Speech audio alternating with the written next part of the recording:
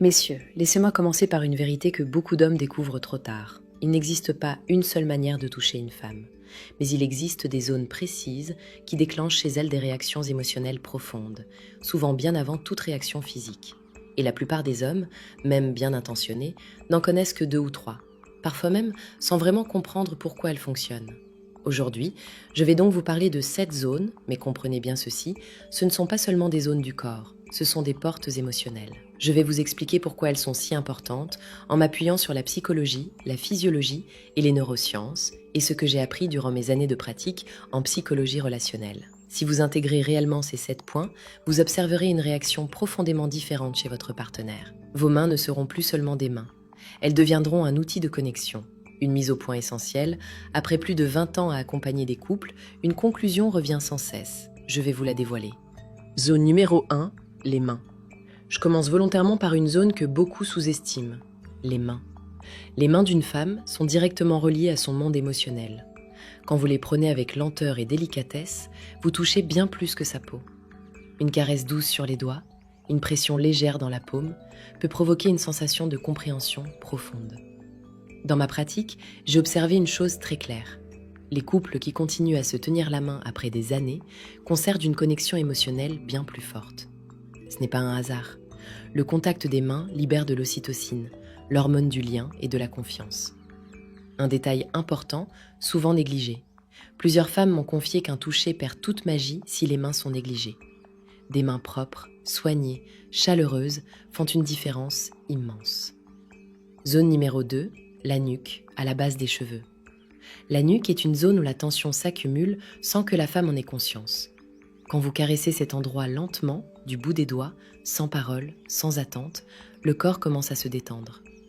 Ce n'est pas une zone de stimulation directe, c'est une zone d'apaisement. Je pense à un couple que j'ai accompagné récemment. Paul, 58 ans, se sentait invisible dans son couple. Les échanges étaient devenus fonctionnels, presque mécaniques. Un soir, sans objectif précis, il a posé sa main sur la nuque de sa femme pendant qu'elle regardait par la fenêtre. Elle s'est figée. Puis elle a respiré profondément, et elle s'est retournée vers lui. Ce simple geste avait réactivé quelque chose qu'ils avaient oublié.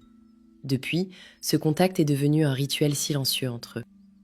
Zone 3, le bas du dos entre la taille et les hanches. Cette zone est un centre de stabilité.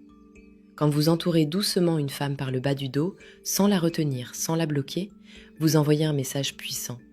Je suis là, mais je te laisse libre. Ce geste est particulièrement fort dans les moments ordinaires. Le matin, pendant qu'elle prépare le café. Le soir, quand elle est concentrée sur autre chose. Votre poitrine contre son dos, vos mains posées avec calme, sans mots. C'est une présence, pas une prise. Zone 4. Le creux sous la mâchoire, derrière l'oreille. Cette zone n'est accessible que lorsque la confiance existe. Elle est extrêmement sensible, mais aussi extrêmement révélatrice. Un toucher trop appuyé la ferme, un toucher chaud et léger l'ouvre. Claire, 47 ans, m'expliquait qu'elle ne se sentait plus désirée, mais surtout plus respectée. Le jour où son compagnon a commencé à caresser doucement cette zone, elle a ressenti quelque chose de différent. Pas du désir brut, de la considération. Et c'est souvent ce que les femmes attendent en premier. Nous avons déjà vu ensemble que le toucher féminin ne commence jamais par la stimulation. Il commence par la sécurité, la présence et la qualité de l'intention. Maintenant, entrons dans les zones restantes. Celles qui, lorsqu'elles sont approchées avec respect, permettent à une femme de s'abandonner sans se sentir envahie. Zone 5. La zone entre les omoplates. Cette zone est rarement évoquée, et pourtant, elle est essentielle.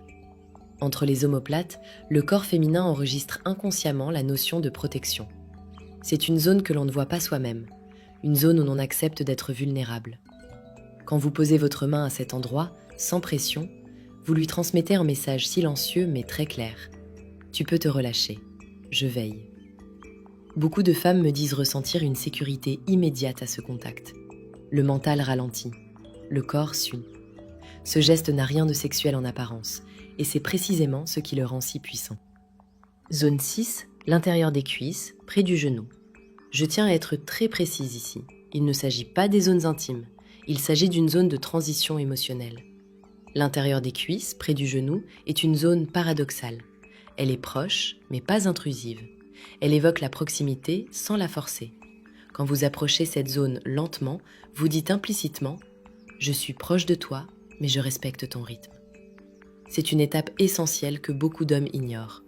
Les études montrent que les femmes perçoivent souvent un toucher trop direct comme une rupture de sécurité. Cette zone agit comme un sas émotionnel. Elle permet au corps de dire oui, sans pression. Zone 7, le bas du ventre, autour du nombril. C'est la zone la plus surprenante pour beaucoup d'hommes. Et pourtant, c'est l'une des plus importantes.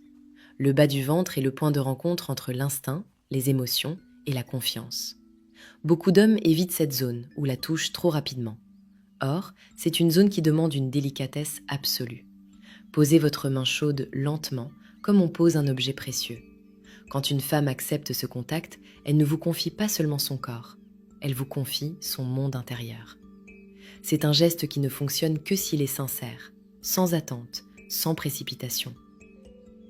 Pourquoi ces 7 zones fonctionnent réellement ? À ce stade, une question revient souvent. Est-ce vraiment si sensible ? Est-ce que les femmes réagissent vraiment à ce point ? La réponse est claire, oui. Le corps féminin ne réagit pas uniquement à la stimulation physique. Il prête les informations en 3 dimensions, physique, émotionnelle, relationnelle. Une étude de l'Université du Maryland a montré que les récepteurs cutanés des femmes sont en moyenne beaucoup plus sensibles que ceux des hommes. Certaines zones, la nuque, derrière l'oreille, les doigts, le bas du ventre, déclenchent une libération accrue d'ocytocine. Cette hormone ne provoque pas seulement l'excitation, elle crée le besoin de proximité, de sécurité et de lien. Autrement dit, ces zones ne sont pas érogènes, ce sont des capteurs émotionnels. Quand elles sont touchées consciemment, le corps féminin reçoit ce message. Cette personne est sûre, je peux m'ouvrir. Le rythme compte plus que la technique. Une étude de l'université de Stanford a montré que les femmes réagissent plus intensément au toucher lent et subtil qu'aux gestes rapides ou appuyés. Quand le rythme est juste, il ne s'agit plus de technique, il s'agit de communication. La main devient un langage. Et c'est là que beaucoup d'hommes se trompent. Ils cherchent la bonne méthode alors que tout se joue dans l'intention. Les femmes ressentent immédiatement si votre toucher est présent ou intéressé. Conseils pratiques pour commencer dès aujourd'hui. Je vais maintenant vous donner quelques repères simples. Premier conseil, ralentissez. La lenteur est votre allié. Un toucher rapide dit « je veux quelque chose ». Un toucher lent dit « je suis là ». Deuxième conseil, observez. Son corps vous parle constamment. Si elle se tend, ralentissez. Si elle se rapproche, continuez. Troisième conseil, ne réservez pas ces gestes à l'intimité. Ils sont encore plus puissants dans les moments ordinaires. Dans la cuisine, sur le canapé, avant de dormir. Quatrième conseil, soyez constant. Un geste isolé ne suffit pas. C'est la répétition quotidienne qui construit la confiance. Cinquième conseil, soyez présent. Touchez-la en la regardant, pas distraitement, pas mécaniquement.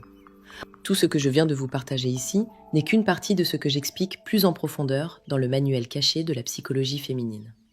Si vous voulez vraiment comprendre, il est en description. Il n'est jamais trop tard pour changer.